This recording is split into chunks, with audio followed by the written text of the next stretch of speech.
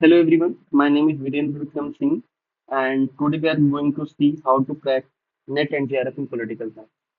इसके लिए आपको एक स्मार्ट प्रिपरेशन की जरूरत है जो आपका वर्कलोड कम कर दे और आपके मार्क्स को मैक्सिमाइज कर दे।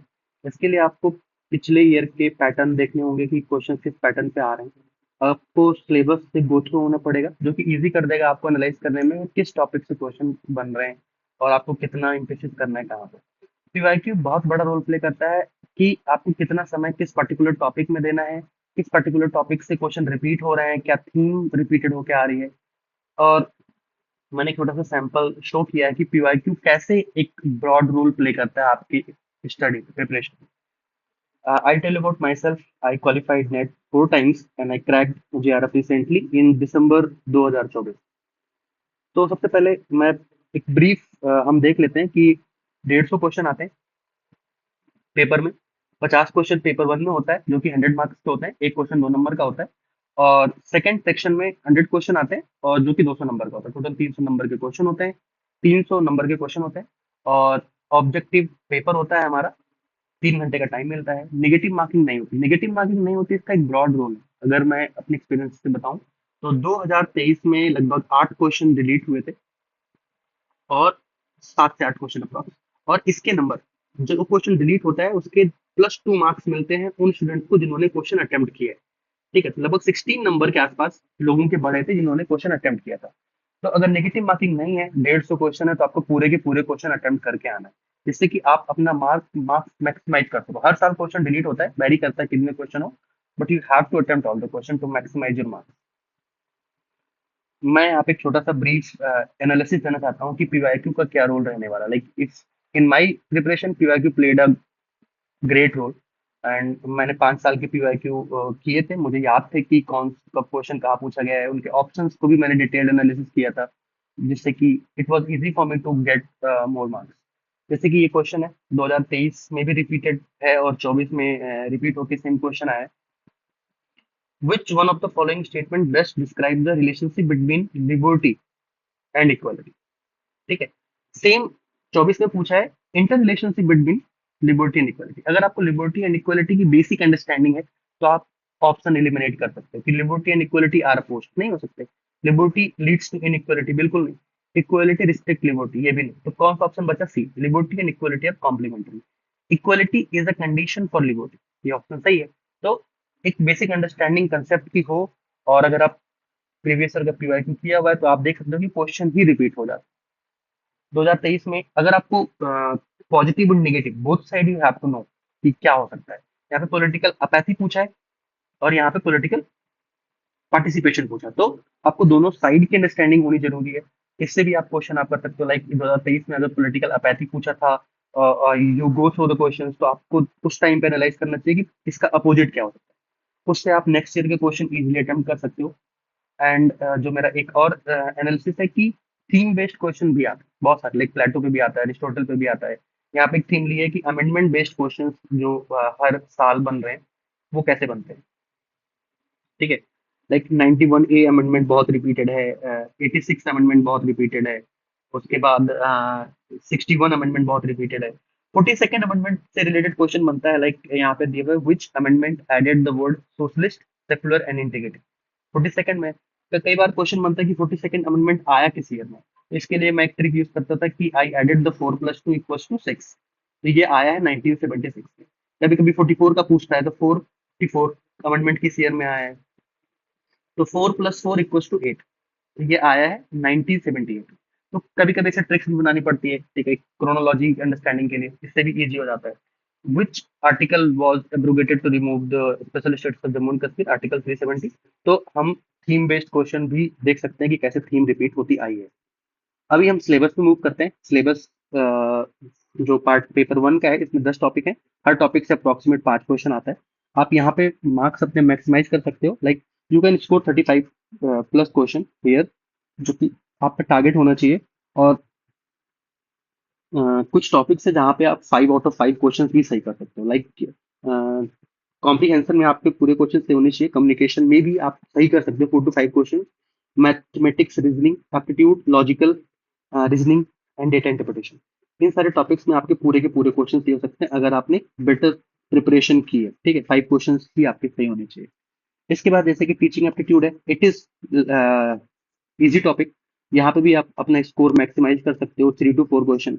रिसर्च एप्टीट्यूड थोड़ा सा it is tougher side, but you can score well in this, like 3 question आप टारगेट करके जा सकते हैं यहाँ से कि 3-4 क्वेश्चन यहाँ भी सही हो जाए।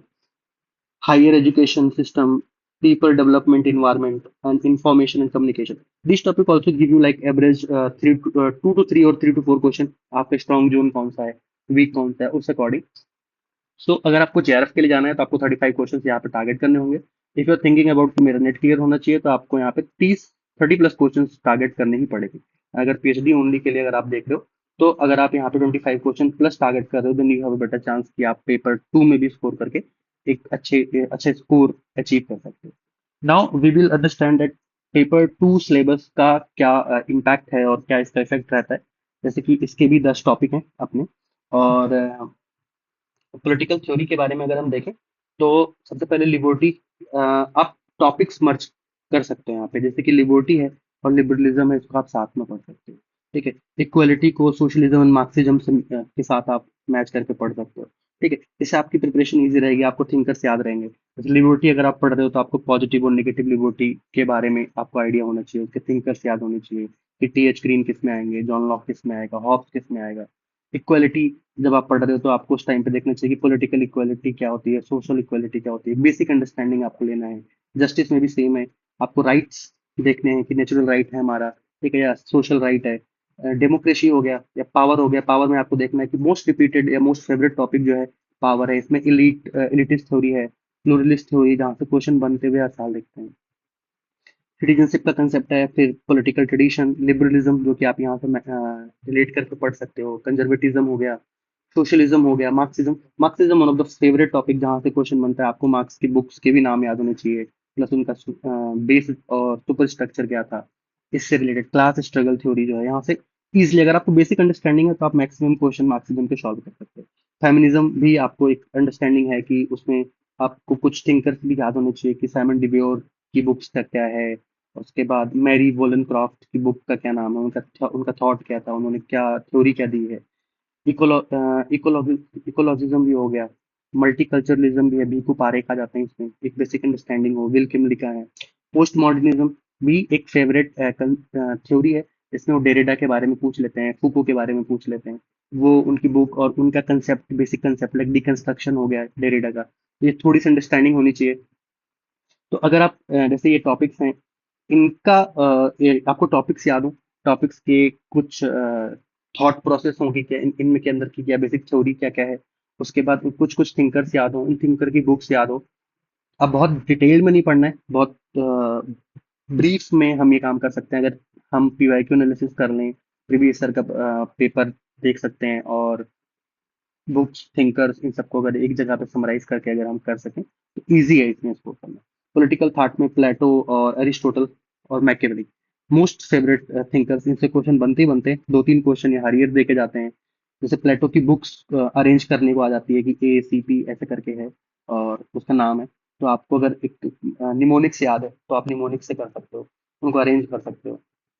एरिस्टोटल का कंसेप्ट है कि सिटीजनशिप का कंसेप्ट क्या है, ठीक है, और इनका गोल्डन मीन्स रूल क्या है। मैकियावेली का प्रिंस मोस्ट फेवरेट टॉपिक है, जो हर साल या हर कुछ ना कुछ मतलब एक ईयर छोड़ के रिपीट कर ही जाता है। हॉब्स, लॉक, रूशो, हीगल, मैरी वॉल्स्टनक्राफ्ट, मिल का कंसेप्ट है, वो भी कहीं ना कहीं देखने को मिलता है कि हर बार रिपीटेड हो जाता है। इन सब थिंकर्स की बुक्स और इनके बेसिक कंसेप्ट जो है वो आपको आने चाहिए। कार्ल मार्क्स के बारे में भी मार्क्सिज्म में हमने डिस्कस किया, ये भी बहुत इंपॉर्टेंट टॉपिक है। Hannah Arendt was a single, not single, like Wollstonecraft आ चुकी हैं आगे। Hannah Arendt was also important, that जो आपको एक कंसेप्ट, बेसिक पॉलिटिकल थॉट का कंसेप्ट देती है। ये भी बहुत इंपॉर्टेंट हो जाती है कि इनका भी आपको पावर का कंसेप्ट देखना है, अथॉरिटी का कंसेप्ट देखना है। और माओ जेडोंग बहुत इंपॉर्टेंट टॉपिक है, हर साल क्वेश्चन बनता है। माओ जेडोंग की बुक्स याद होनी चाहिए, in what he brings in Asia, in his thought process. John Rawls का जस्टिस, डेलिबरेटिव जस्टिस आपको पता होना चाहिए, इनकी बुक्स पता होनी चाहिए, वेल ऑफ इग्नोरेंस थ्योरी पता होनी चाहिए, ओरिजिनल पोजीशन क्या है ये पता होना चाहिए, इससे क्वेश्चन बनते हैं। अगर आपको ये सेशन अच्छा लग रहा हो तो you can like, subscribe and share if you want. फिर इंडियन पॉलिटिकल थॉट आता है, इसमें भी आपको कौटिल्य से बहुत ज्यादा क्वेश्चन बनता है। कौटिल्य की सप्तांग थ्योरी है, उससे क्वेश्चन बनता है। और कौटिल्य की बुक है जो अर्थशास्त्र, वो उससे भी क्वेश्चन बनता है। कई बार तो बहुत इजीली पूछते हैं कि पॉलिटिकल एरिया एक्सप्लेन करता है, इकोनॉमिक लाइफ एक्सप्लेन करता है अपने टाइम में। तो बेसिक कंसेप्ट होना चाहिए। कबीर का बेगमपुरा कंसेप्ट आता है। बाल गंगाधर तिलक की बुक्स हो गई और इनका क्या कंट्रीब्यूशन रहा है इंडियन फ्रीडम स्ट्रगल में, वो कई बार देखने को मिलता है। New Vedanta theory by Swami Vivekananda. Rabindranath Tagore की बुक्स आपको याद होनी चाहिए। लाइक क्रोनोलॉजिकल ऑर्डर में अगर सेटअप हो, कोई निमोनिक्स हो, like I made for my self, तो बहुत ईजी रहता है। महात्मा गांधी की लाइक सिनोक्स, like many of time they confuse कि फिनिक्स पहले आया था इनका आश्रम या टॉलस्टॉय। तो अगर आप पीटी, लाइक पीटी टीचर से मैंने एक निमोनिक्स बनाया था कि पहले फिनिक्स आएगा फिर टॉलस्टॉय आएगा, 1904 1910। तो ऐसे इजी था कि लाइक जब आता था आई आई नो दैट पीटी से मैं इसको अरेंज कर लूंगा। तो ऐसे निमोनिक्स बना के भी कर सकते हैं। Mahatma Gandhi is most important topic here. और यहाँ पे ईबी राम स्वामी नायकर, इनका जो है सेल्फ रिस्पेक्ट मूवमेंट है, बहुत ज्यादा रिपीटेड क्वेश्चन उससे बनते हैं। एम एन रॉय से भी क्वेश्चन बनता है। B D Savarkar favourite. And Ambedkar, Ambedkar के बारे में आपको इनकी बुक्स पता होना चाहिए। अम्बेडकर की कि इन्होंने क्या क्या किताबें लिखी हैं, किस ईयर में लिखी हैं, फिर इन्होंने बाकी क्या क्या मूवमेंट्स चलाए हैं, ठीक है।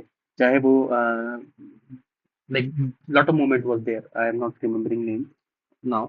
और इसके बाद नेहरू, राम मनोहर लोहिया भी इंपॉर्टेंट है, ठीक है। इनका एक रिवोल्यूशन है, सेवन रिवोल्यूशन, वो भी आपको पता होना चाहिए कि कौन सा रिवोल्यूशन है। Jayaprakash Narayan is also important topic.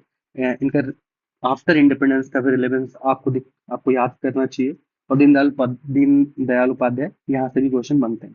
But most important topics अगर यहाँ पे करना है तो आपको कौटिल्य करना है, कबीर करना है, तिलक करना है, विवेकानंद करना है, गांधी है, ईवी रामस्वामी, पेरियार ईवी रामस्वामी है, एम एन रॉय हैं, अंबेडकर हैं, और जवाहरलाल, सॉरी, राम मनोहर लोहिया। इनसे क्वेश्चन बहुत बनते हैं, हर साल बनते हैं।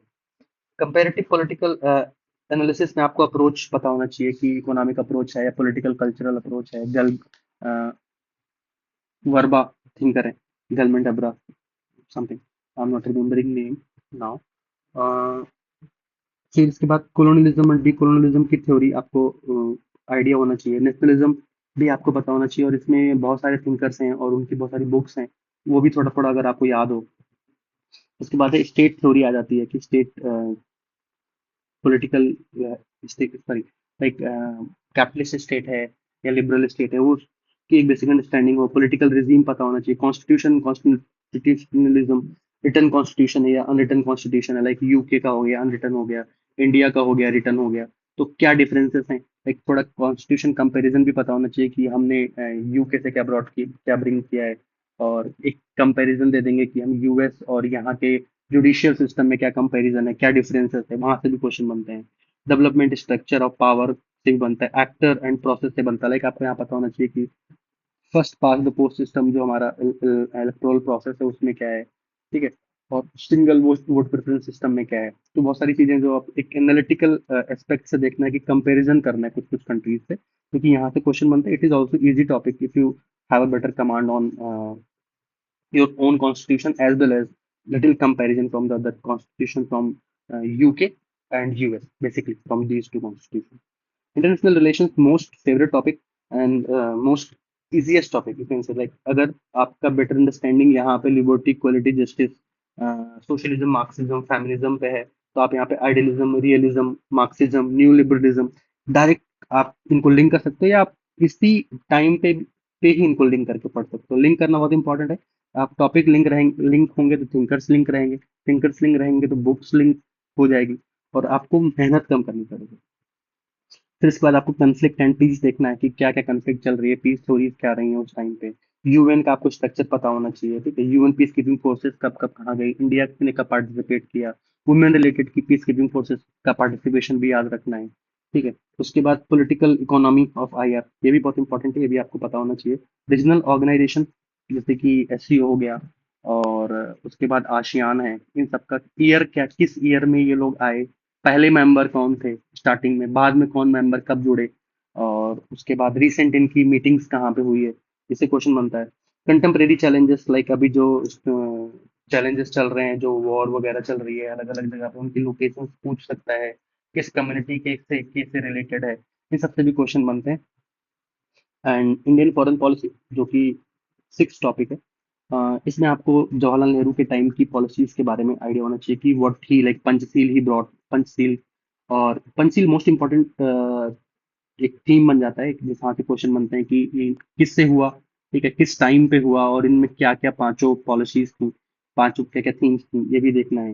फिर इंदिरा गांधी के टाइम की आपको देखना है। फिर उसके बाद आई के गुजराल हो गए, पीबी नरसिम्हा के टाइम पे क्या बना, फिर मोदी जी के टाइम पे क्या चल रहा है।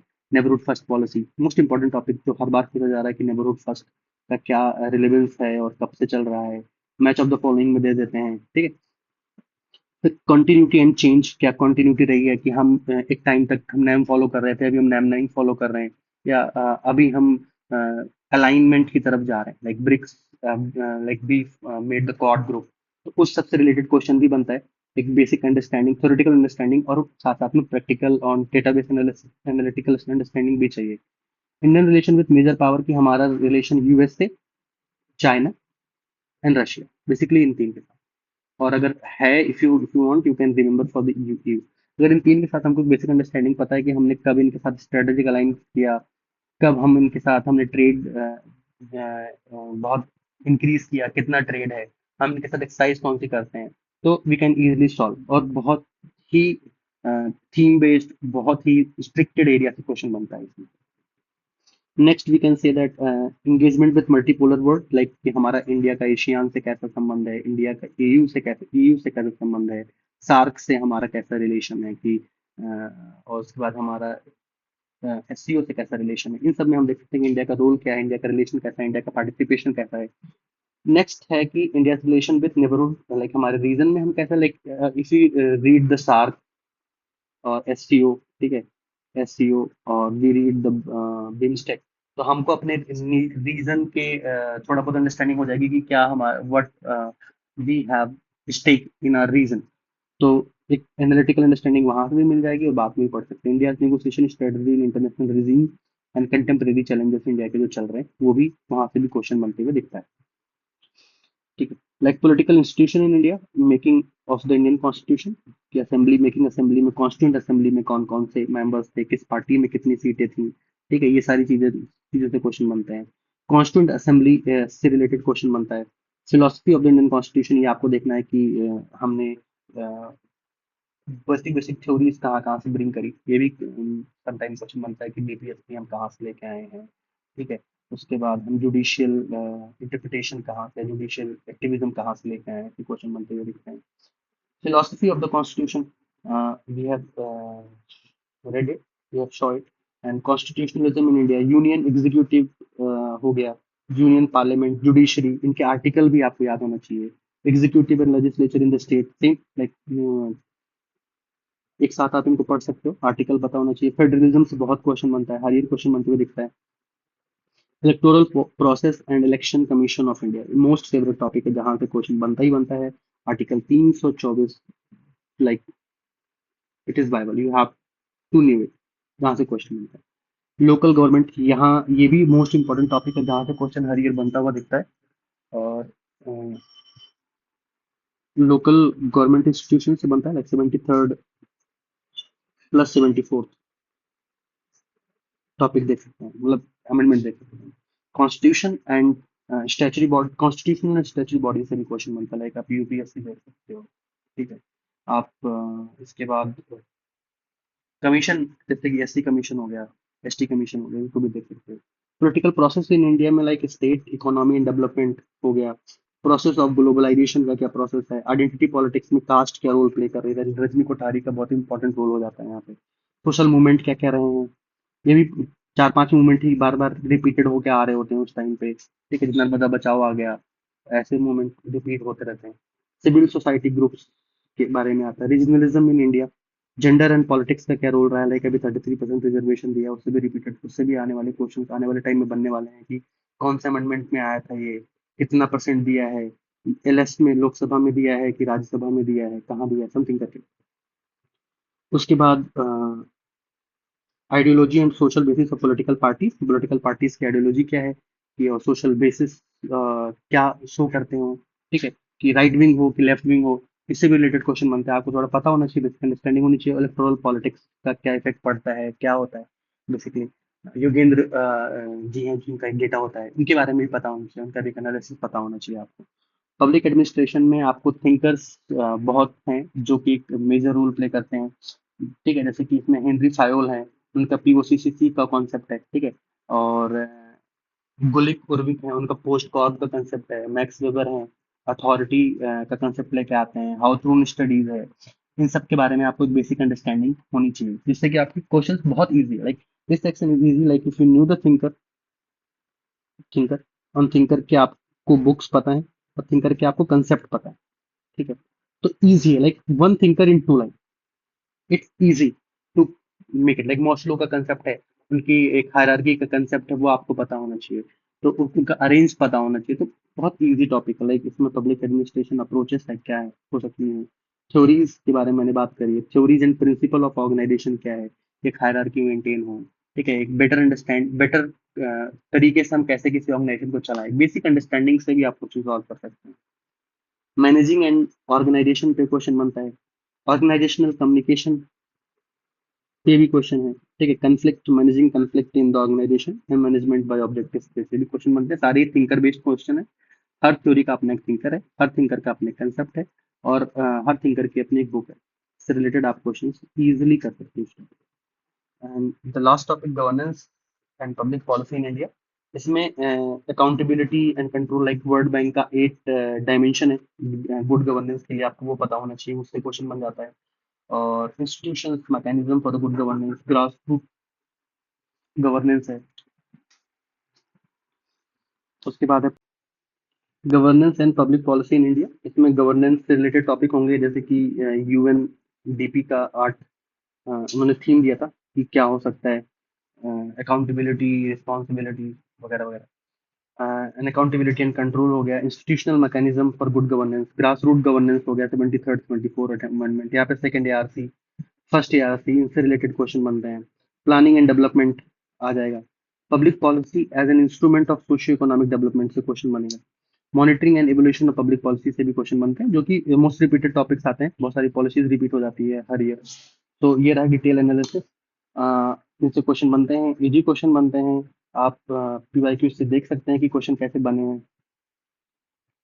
एंड आप हमसे कनेक्टेड रहिए। अगर आपको ये वीडियो अच्छी लगी है तो सब्सक्राइब करना मत भूलिए, लाइक करिए, शेयर करिए। And thank you very much.